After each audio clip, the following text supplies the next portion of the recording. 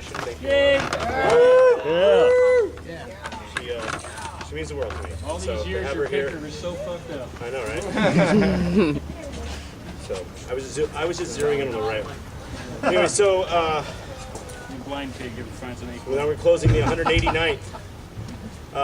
Coming in November, we're going to be having the 200th Crapaud. Nice. We want everyone to come. It's tell people about it. Make it a bit. We want it to be as big of an event as it should be, really. Are you guys going to drop it? Yeah. What's that? Are you guys going to do It's a camping weekend. November. In November. So They have a lot of stuff. it's going to be very hard fought as well. So, Come prepared to fight both but Probably. Yeah. If there's a lot of events, I'll find one that'd be cool for you to go to. We get you drunk, drive you home. so I know how to drive. you guys for running the list. drove a I boat salute you both. Thank you very much. And let's for the next year. I'll see you guys in 2012. How crazy is that? I remember 1912. I want to give a toast to a good man. And I say he's a good man because he happens to be a knight in the Duke of the Kingdom, and he also happens to be a merchant. Yet he comes out and is generous to others all the time. And I speak of Duke Icefalcon of East Kingdom. There's a guy who is always helping somebody else out, has a sterling reputation as a burgher and a merchant. But more to the point, I believe he cares about the game we play and wants to get people onto the field enjoying it. And most recently, I've just seen so much generosity for him for the Team USA, helping guys out. He flew to Warsaw to the commanders meeting to make sure we had all the rules right, came back and talked to us about that. So, to Duke Andreas, well met, Brother Knight. Again, offer a toast to all of the fighters. Thank you for coming out. I know this is not the easiest way to spend your Thursday night. Certainly the most fun. I have a slightly longer statement to read for the Team USA group going to the Battle of Nations, but I think it applies equally well here. So, is the closest thing to an enterprise as the great that we Americans have ever attempted in the last 40 years. As outlined by Charney, it is of the culture of chivalry in the United States that I've ever foresaw. Viewed the deeds this team is proposing.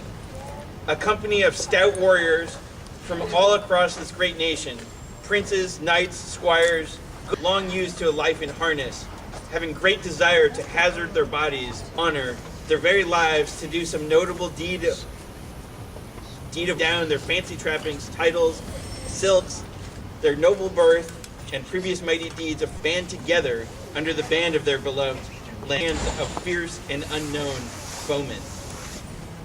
It is well known that such a great enterprise requires the hazarding of much wealth. So they levied, borrowed, gambled to outfit themselves in a proper and noble fashion, knowing full well that as their ancestors hazarded their lives and bodies before them, they were doing the same thing themselves appropriately, having special weapons and harnesses forged by craftsmen to meet the requirements given them by the words of foreign and barely understandable heralds. On all sides by the dire warnings of loved ones, dear companions, and fellow men at arms who did not understand the wild need for such deeds.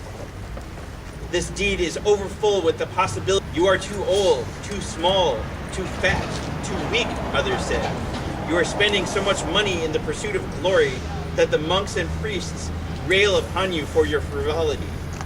If I were to go, none of these foreign men at arms could stand before my might, but I will not go for diverse reasons, said others. In spite of this, these men continued their preparation, hazarding everything for a slim chance of glory at arms. In their hearts, a growing understanding and kinship began to rise of the hardships and difficulties suffered by the cultures of chivalry of old. So this is what every William Marshall felt when he hazarded everything at tournament. I wonder if Jean de Beauramont felt this way when he proposed his deed.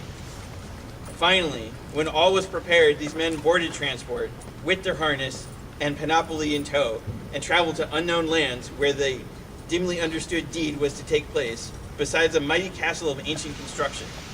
All their words and deeds, and worth being hazarded before the assembled chivalric culture of every Christian nation, so they could all have just one chance to win worshipful honor and prove that, like the Liechtenstein of old, they too could wrest glory with tournament weapons in foreign lands.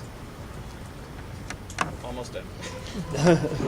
They stepped upon the sacred list, as their fathers had before, the badge of their country on their breasts, and the oriflamme of their pride fluttering in silk over their head. Drenched company of foreign men stood before them. The marshals lifted their batons and in a foreign tongue spoke. Misery, death? Will they find out, in spite of all their words and 20-odd years in earnest study in rattan and steel weapons, that they truly do not possess the qualities required by a knight? Will they gamble thousands of dollars, the efforts and donations of thousands of friends and companions, only to slip upon the grass with and win eternal scorn? Or of Charny? Will the shades of long-dead men of coat armor look down upon their efforts and smile? Will they learn in their bones what it must have been like to receive stout and earnest blows with steel mace and wrest honor and respect from worthy and fierce foe? What, by God's tooth, could be more chivalric than that? How could you come closer to the fulfillment of Charny's admonition? Those who do more have more worth. But you can't insert favorite technique, so it is invalid. Who cares? They couldn't use archers at the combat of the 30 either. This is a noble enterprise, something recognizable in its spirits by our ancestors. This is a chivalric act in the 21st century. Will we fail? Forever doomed to be ridiculed for our folly and epic hubris by the culture of chivalry? Or will we win great renown, clothed in honor in the king's halls of the future? What thing can you conjure that is closer to the hazards of a medieval enterprise than this? And what would you sacrifice for this one chance? I